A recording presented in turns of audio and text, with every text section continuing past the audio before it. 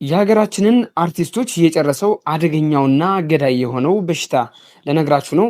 ሰብስክራይብ ያላደረጋችሁ ቤቱን ሰብስክራይብ አድርጉት። ዛሬ ስለ ስትሮክ አንዳንድ ነገር ልበላችሁ። ምክንያቱም አሳሳቢ ደረጃ ላይ የደረሰውና በጣም ታዋቂና ዝነኛ የሆኑ ግለሰቦች፣ አርቲስቶች በሙሉ ያለቁበት የስትሮክ በሽታ ምንነቱና እንዴት መከላከል እንደሚቻል ሰፋ አድርጌ ላቀርብላችሁ ስለሆነ ሰብስክራይብ ያላደረጋችሁ ሰብስክራይብ አድርጉ።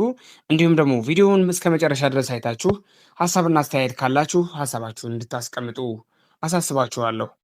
ስትሮክ የአንጎል የደም ዝውውርን በድንገት ሲቋረጥ ወይንም ደግሞ የደም ስር ሲሰበር የሚከሰት ኦክሲጅን ወደ አንጎል እንዳይደርስ በማድረግ የአካል ጉዳት ወይንም ደግሞ ሞት የሚያስከትል ስትሮክ የአንጎል የደም ዝውውር በድንገት ሲቋረጥ ወይንም ደግሞ የደም ስር ሲሰበር የሚከሰት ኦክሲጅን ወደ አንጎል እንዳይደርስ በማድረግ በአካል ጉዳት ወይንም ደግሞ ሞት ሊያስከትል የሚችል አደገኛ የጤና እክል ሊያደርስ የሚችል ገዳይ በሽታ ነው ማለት ነው።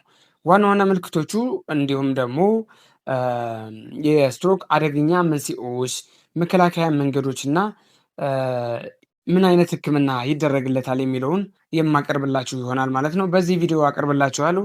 ቪዲዮውን እስከ መጨረሻ ድረስ እንድትከታተሉ። የስትሮክ ዋና ዋና ምልክቶችና የስትሮክ ዋና ዋና አይነቶችን ልንገራችሁ። ስትሮክ ሁለት አይነት የስትሮክ አይነቶች አሉ። አንደኛው ኢስኬሚክ ስትሮክ ሲሆን እንግዲህ ኢስኬሚክ ስትሮክ የሚባለው በአንጎል ውስጥ የደም ስር በመዝጋት ወይንም ደግሞ በማጥበብ የደም ዝውውር ሲቋረጥ የሚከሰት በጣም የተለመደ የስትሮክ አይነት ነው ማለት ነው። ይሄ ኢስኬሚክ ስትሮክ የሚባለው ማለት ነው። ሁለተኛው ደግሞ ሄሞሬጂክ ስትሮክ የሚባለው ነው። ሄሞሬጂክ ስትሮክ በአንጎል ውስጥ የደም ስር በመበጠስ ደም ወደ አንጎል ህብረ ህዋስ ሲፈስ ማለት ነው። ወይንም ደግሞ አንጎል ላይ ደም ሲፈስ የሚከሰት የስትሮክ አይነት ነው ማለት ነው። እንዲሁም አንዳንድ ጊዜ ጊዜያዊ ስትሮክ የሚባል አለ። ጊዜያዊ ስትሮክ ወይንም ደግሞ ሚኒ ስትሮክ የሚባለው የጊዜያዊ የደም መዘጋት ሲሆን ለከባድ ስትሮክ የማስጠንቀቂያ ምልክት ነው ማለት ነው። ብዙ ጊዜ ይሄ ይታያል። ይሄ ሲታይ ከባድ ስትሮክ ሊያጋጥም እንደሆነ የሚያሳይ የማስጠንቀቂያ ምልክት ነው ማለት ነው። ይህንን ካልኳችሁ የስትሮክ ምልክቶች እና አፋጣኝ እርዳታ የሚያስፈልጋቸው ምን አይነት ምልክቶች ሲታይ ነው የሚለውን ላስረዳችሁ። ስትሮክ እነዚህን አደገኛ የሆኑ ምልክቶችን ስታዩ ስትሮክ መሆኑን ተገንዝባችሁ አፋጣኝ የሕክምና እርዳታ ስለሚያስፈልጋችሁ ቶሎ ብላችሁ ወደ ሕክምና ተቋም መሄድ ይኖርባችኋል ማለት ነው። የመጀመሪያው ድንገተኛ የፊት መጣመም ወይንም ደግሞ ፈገግ ሲሉ ከንፈር ወይንም ወደ አንድ ጎን መዞር፣ መሸማቀቅ የሚያሳይ ከሆነ ይሄ በጣም አደገኛና አንዱ የስትሮክ ምልክት ነው።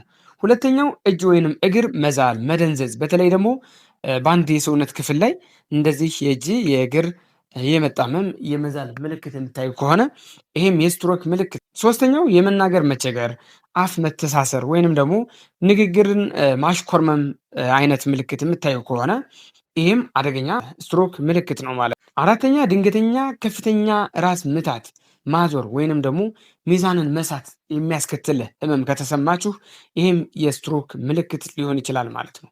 አምስተኛው የደበዘዘ ወይንም ደግሞ ሁለት እይታ አይን ማለት ነው። ልክ ብዥ ማለት ሁለት አይነት እይታ አንድን አካል እንደ ሁለት አይነት አድርጎ የማየት ብዥ ማለት የማዞር አይነት ካለ ይህም አንዱ የስትሮክ ምልክት ነው ማለት ነው። እነዚህም ምልክቶች በምታዩበት ሰዓት እንደ ዋዛ ማድረግ የለባችሁ። ሕክምና ለማግኘት መሮጥ አለባችሁ። ወደ ጤና ተቋም መሄድ አለባችሁ ማለት ነው። እንዲሁም ደግሞ የሰዎች አጋርነትም ስለሚያስፈልጋችሁ ሰው ወዳለበትና ድጋፍ ሊሰጣችሁ ወደሚችል ሰው መጠጋት ይኖርባችኋል ማለት ነው። ምክንያቱም ይህ በሽታ እንግዲህ እያያችሁት ነው። በሀገራችን ብዙ ሰዎች በዚህ በሽታ ይጠቃሉ። እንዲሁም ደግሞ አብዛኛውን ጊዜ ታዋቂ ሰዎች ላይ ሶሻል ሚዲያ ላይ ስለምታዩ ነው እንጂ በጣም ብዙ የሆኑ የማህበረሰብ ክፍሎች በዚህ በስትሮክ በሽታ እየተሰቃዩና እየሞቱ ይገኛሉ ማለት ነው። ስለዚህ ገዳይነቱ በሁለተኛ ደረጃነት የተቀመጠ እንደ ቀላል መታየት የለበትም። ይህንን ካልኳችሁ መንስኤዎቹ ምንድን ናቸው የሚለውን ላብራላችሁ። እንግዲህ ስትሮክ ከተከሰተ እንዲከሰት የሚያደርጉ መንስኤዎቹ ምን ናቸው ብለን ስናይ አንደኛ ከፍተኛ የደም ግፊት ካለ ማለት ነው። ዋነኛው የስትሮክ መንስኤ ነው ማለት ነው። ይሄ ከፍተኛ የደም ግፊት ካለ ስትሮክ እንዲነሳ ከሚያደርጉ ነገሮች የመጀመሪያው። ሁለተኛው የስኳር ህመም ነው። እንግዲህ የስኳር ህመም፣ የልብ ህመም እንዲሁም ደግሞ የኮሌስትሮል መጨመር ለስትሮክ ዋና ዋና መንስኤዎች ናቸው። እንዲሁም ሲጋራ ማጨስ፣ አልኮል አዘውትሮ መጠጣትና ከመጠን በላይ ያለፈ ውፍረት ለስትሮክ መንስኤዎች ናቸው ማለት ነው። ስትሮክን እንዲያጋጥም ከሚያደርጉት ዋና ዋና ነገሮች ናቸው። እድሜያቸው ከ40 ዓመት በላይ የሆኑ ሰዎች ለስትሮክ ተጠቂ ይሆናሉ ማለት ነው። እንዲሁም ደግሞ በዘር የሚተላለፍ ወይንም ደግሞ በዘር የስትሮክ ሂስትሪ ያለው ወይንም ደግሞ በቤተሰብ የስትሮክ ታማሚ ዘር ካለህ የማጋጠም እድል ይኖራል ማለት ነው። ስለዚህ እነዚህን ህመሞችና በሽታዎች በህክምና ወይንም ደግሞ መከላከያ መንገዶቹ ምንድን ናቸው ካልነ የመጀመሪያው አፋጣኝ ህክምና ያስፈልገዋል ነው። እንግዲህ የስትሮክ ምልክት ከታየ በ4 ሰዓት ውስጥ ቶሎ ብሎ ወደ ሆስፒታል መሄድ እና ከሞት እና ከጉዳት ራስን መከላከል ይቻላል ማለት ነው። ሁለተኛው የአኗኗር ዘይቤን ለውጥ ማድረግ ያስፈልጋል። አኗኗር ዘይቤ ስንል ጤናማ አመጋገብ፣ ለምሳሌ እንደ ጨው መቀነስ ይኖርባቸዋል። እንዲሁም ደግሞ ወሳኙ ነገር አዘውትሮ አካላዊ እንቅስቃሴ ማድረግ። በብዛት የሚቀመጡ ሰዎች፣ ቁጭ ብለው የሚያሳልፉ ሰዎች፣ እንዲሁም ደግሞ በዘፈቀደ አመጋገብ ስታይላቸው ዘፈቀደ የሆነ አመጋገብ የሚመገቡ ሰዎች ለስትሮክ ተጋላጭ ናቸውና አዘውትሮ የአካል እንቅስቃሴ ማድረግ በጣም ወሳኝና አስፈላጊው ነገር ነው። ሌላኛው የጤና ክትትል ማድረግ ነው። የጤና ክትትል ማድረግ ሲባል እንግዲህ በጤና ተቋም ላይ በመሄድ ደምን በመለካት የደም ግፊትን ቸክ ማድረግ ይኖርባቸዋል።